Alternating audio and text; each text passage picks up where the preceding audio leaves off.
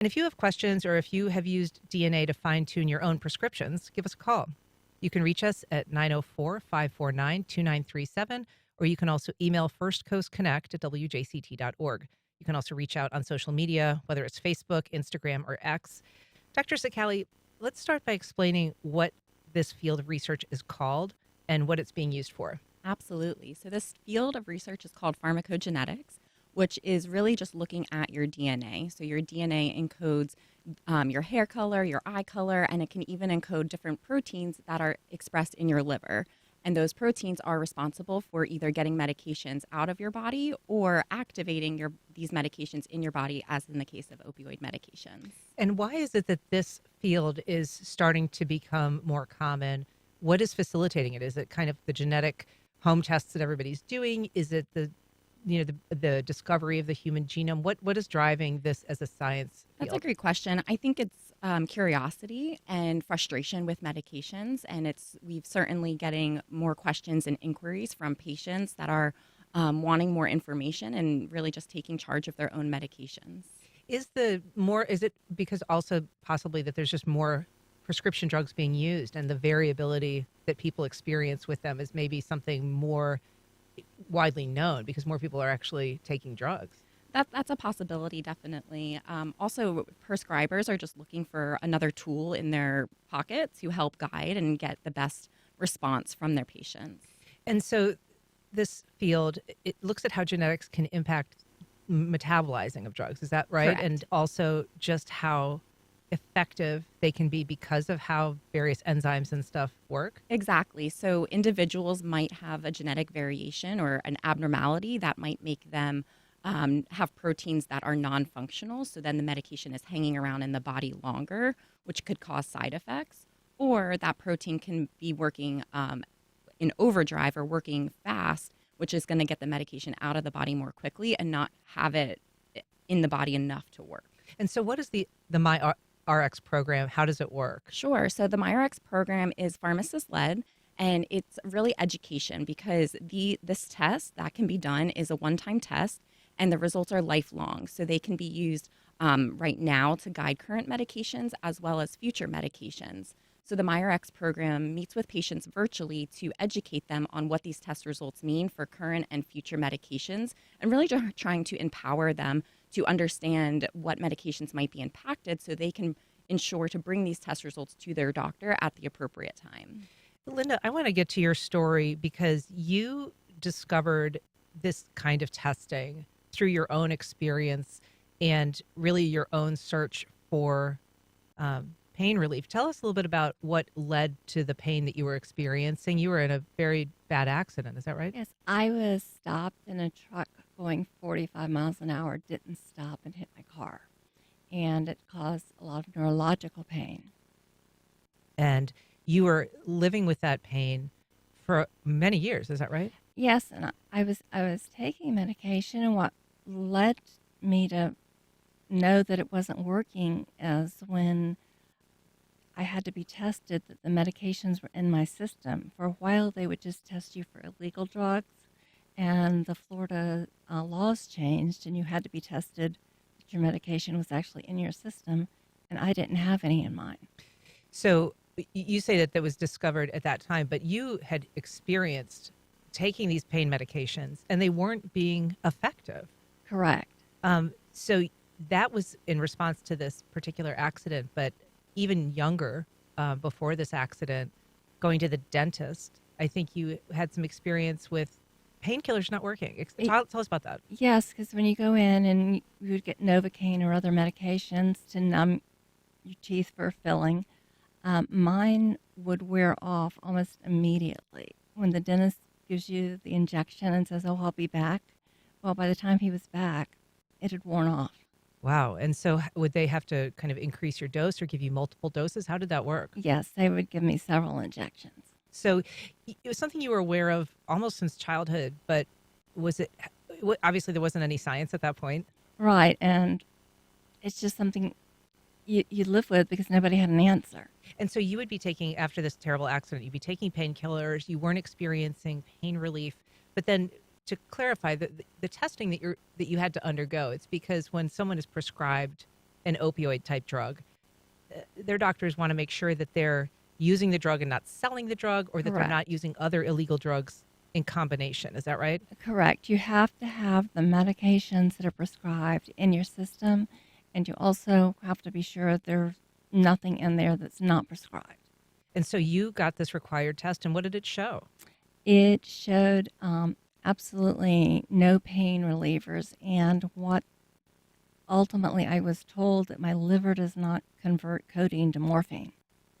And so you have a genetic predisposition that it just kind of doesn't Yes, metabolize correctly. correct. Did your doctor initially, what was the response when your blood test showed that you didn't have these drugs you were taking in your system? Well, she was great about it. She's like, We've got a problem," and she really wanted to find out what. And unfortunately, many people who go through this, their doctors just dismiss them as a patient Dismiss them as a patient. Why? because they assume they're selling their medications instead of taking them. Okay.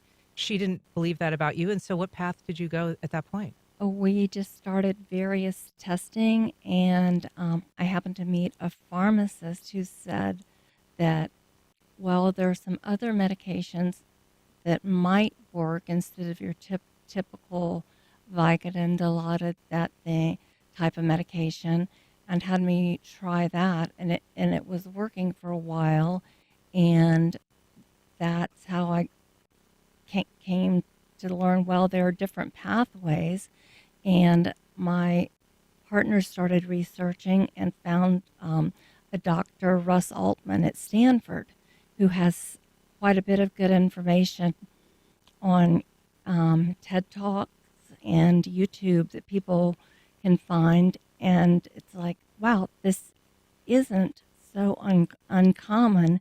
It's just not discussed. And especially 5 or 6 years ago when I was going through this.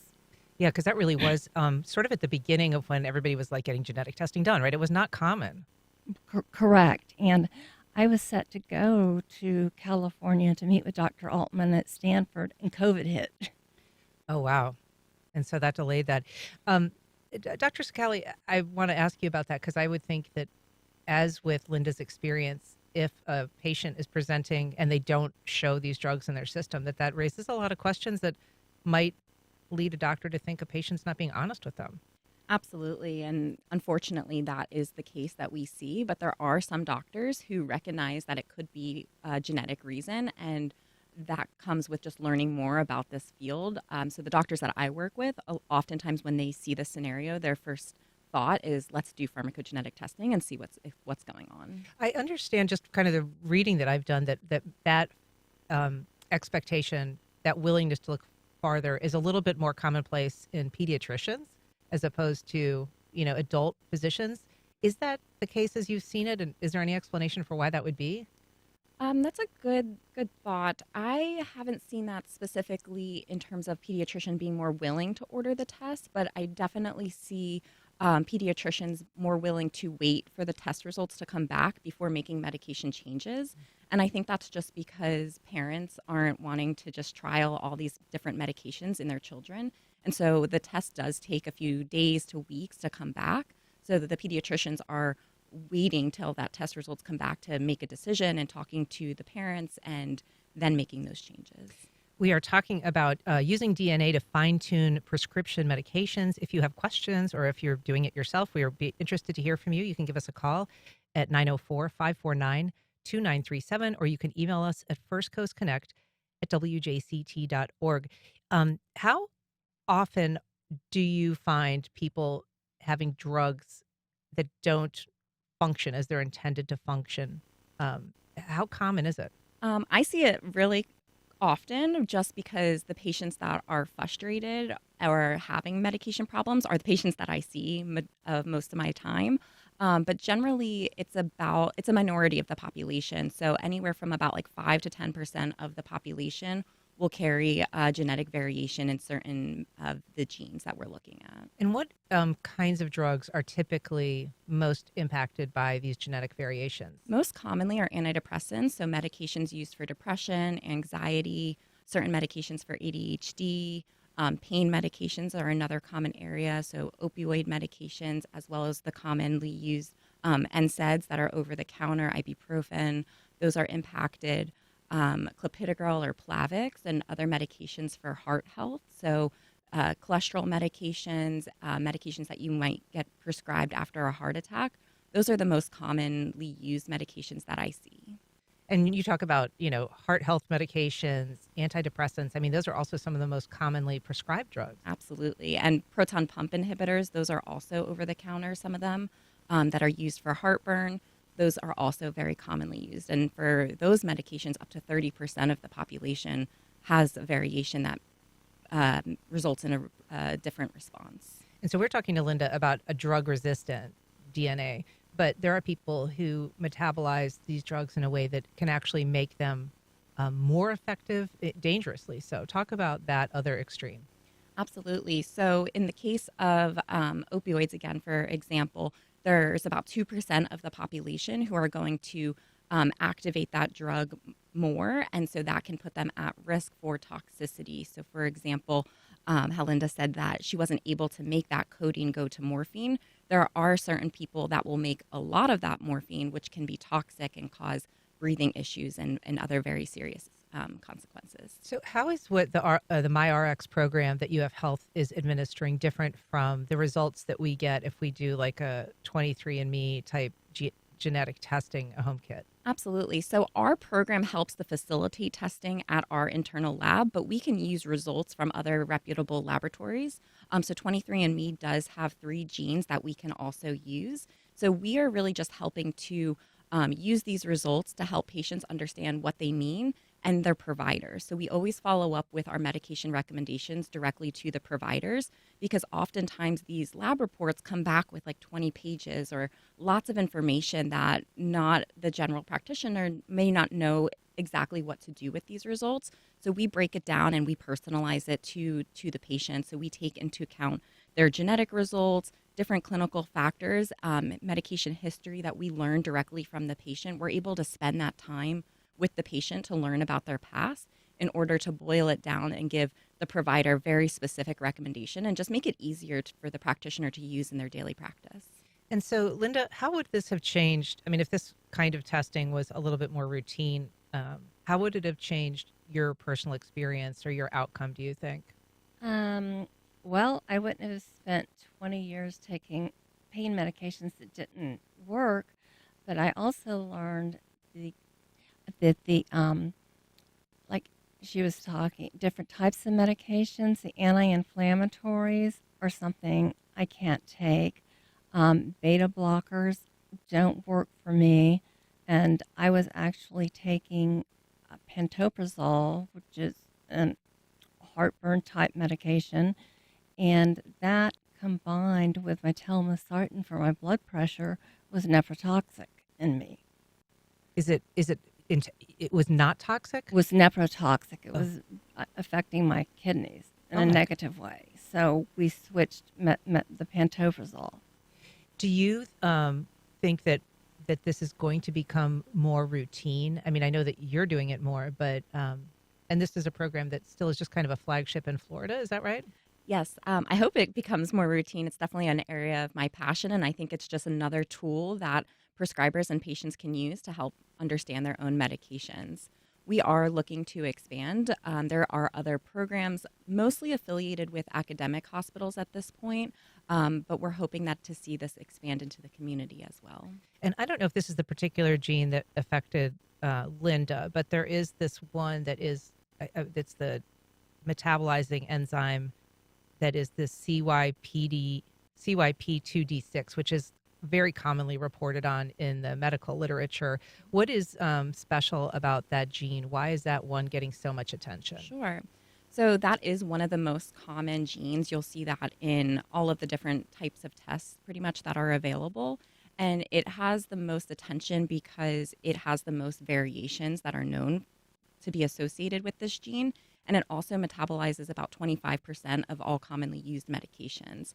So this is the one that is affiliated with pain medication, depression medications, anxiety medications. There's also a lot of drug interactions on this gene. So you have your genetic results, and then depending on what other drugs you're taking, that can actually help also impact the result that you should be utilizing to guide those medications. And so is this particular gene kind of working, it's working as a metabolizer? Is it working in a particular organ? Is it? It's mostly expressed in the liver. All of these cytochrome P450s or drug metabolizing enzymes are mostly, they're also expressed in your skin and, lots of different areas, but the one that's most useful is the one that's in the liver, which is where all of the drug metabolizing occurs. And so drug, effectiveness, genetics obviously plays a role. We know that, but there's a lot of other things that can play a role. Let's talk about some of those environmental issues, whether or not you're a smoker, your diet. Absolutely. Yes. There's lots of different factors, how well your kidneys function, what types of foods you eat, different drugs that you might be taking. So there's lots of different factors. So we always talk about genetics as really just one piece of the puzzle. It doesn't solve all of the problems, but it can certainly help provide more information. And how do you counsel your patients if they're if they see a certain genetic result, but it could be exacerbated by one of those environmental conditions? Mm-hmm. Maybe I understand that there's like certain greens that if you eat, it can kind of change your blood metabolism, thin your blood, make certain drugs more effective or less effective. Sure. I mean, that is definitely medication specific, and there could be interactions with the food and the drug. That's an example with an anticoagulant. And so in the case of anticoagulant, we really just talk about maintaining and being consistent, and then that way the drug can be adjusted to accommodate lifestyle. We have a comment from Ed on Facebook. He says, fascinating subject. The individual immune to pain medication. Is she also immune to the effects of alcohol? I wonder if her unusual response to painkillers could be used to treat opioid addiction and even other chronic addictions by making patients immune to the drug. Linda, I guess let's start with that first question. How does alcohol affect you? Well, currently, I rarely drink, but when I was younger, I could drink people under the table. It was something that we now, in talking to doctors, they believe that my high tolerance to alcohol was related to this as well. That's really interesting. And so, Dr. Cicali, is that genetic predisposition that Linda has something that is being looked at in terms of helping other people build a resistance to responding to addictive drugs? There is research going on to see if there is a genetic predisposition to the disease and being addicted to certain drugs. It's not currently, there's not enough evidence to act on that quite yet, but it is certainly being researched. Mm-hmm. And do you think that, is there like a sense of how many medications are affected by these, various genetic? Oh, over 50. I think there's actually about 200 drugs that have in their drug label have some kind of information about genetics. Is that the ones that we know about? Like, how far is the science, I guess, in terms of determining? Yes, those are ones that we know about. So anytime a drug is approved, it has this drug label that has information for prescribers on how to use the drug correctly. And that information comes about when the drug is being approved. So we have that information in the drug label that we would then use in the clinic on a daily basis. How specific, though? I mean, when you get a prescription, it'll have all the information, interactions that you should watch for. At what point would it be appropriate to start providing specific genetic information, since that is information a lot of people do have now because they've been doing home genetic testing? So there, in these drug labels, there is information for dosing changes. So it's really more on the prescribing end. So it's more when the doctor is prescribing the drug on starting at a different dose. So usually, very commonly, the drug label will say administer half the dose to start and either slowly titrate. So it's more on the It'll say prescribing. that to who? To the doctor. So the doctor will know, based on their guidance on when they go to actually initiate and prescribe the drug, how they should either start the medication differently. So it's more on the prescribing end of the medication versus something that the patient would adjust on their own. But the doctor would have to have that genetic material or information for a patient, or? Yes, if the genetic information is available, absolutely. So they'll have the information to know that I'm going to do something different if there's genetic results available. And then it's up to them to either order the test. Most of our guidance is once the results are already available. So that's one of the reasons we really try and empower patients that if you have these results, bring them to your doctor and make them aware, because oftentimes it depends where you get the testing. If you get it on your own versus if you get it in a health system. If you get it in a health system, the information will be in the medical record, but that doesn't necessarily translate if you go to a different health system. And so then that's really up to the patient to bring their own results. But that is going to be, you think, a kind of a new standard for patients to have Yes. their genetic testing available for their doctors? Absolutely. And they have to remember that they got this test because it's an unusual type of test in that it can be used again and again and again versus other tests that you just get, like a blood test to just check on your regular, what's going on with your day-to-day. Now, Linda, I know you said that your doctor is great and she worked with you to try to track this down, but do you have any sense, just given your experience, as to how receptive doctors are to this science or to learning about those differences that might really change fundamentally the way that they prescribe or treat patients? A lot of doctors aren't very receptive because, and you have to understand, doctors only get a semester to about a year, if they're lucky, of pharmacology in medical school, while a pharmacist will have had 5 years. So there's a different level, and that's why you would use a pharmacist to do your genetic testing and then share it with your doctor. And also, if you have issues, there's a 50, if you have children, there's a 50-50 chance your children will have the same issues because half of their genes are from you. Have you found that with your own son or your own grandchildren? My son and daughter have not been tested, so I don't. They're adults. It's up to them. Right. Anything about your experience that you think you'd like to share with people or that they should know that might help them if they're in a similar place? Just ask questions. I was very fortunate to have a receptive primary who had been my primary for 2 decades, and so she was open-minded and knew me well enough to know that I was taking my medication, so she was willing to work with me. Mm-hmm. And Dr. Cicali, if people want to find out more about how to do this kind of testing or to connect with it, what can they do? Sure. They can go online to our website, ufhealth.org/MyRx, and that's where they can learn more about our service. We have a sign up right on our website where people can go on and register, request more information, go ahead and order the test. And we're really just here for patients and for doctors. So, I mean, we really love to work together with the doctors in order to help make their work easier to use these results to guide medications. It's a really fascinating area. Dr. Cicali, thank you from making the drive over from Gainesville from the UF College of Pharmacy. It was really nice to talk to you. Thank you so much for having me. And Linda Armstrong, nice to see you again. Thank you for being on the program today. Thank you, Han. Up next, a community writers workshop aims to get you involved, inspired, and unstuck.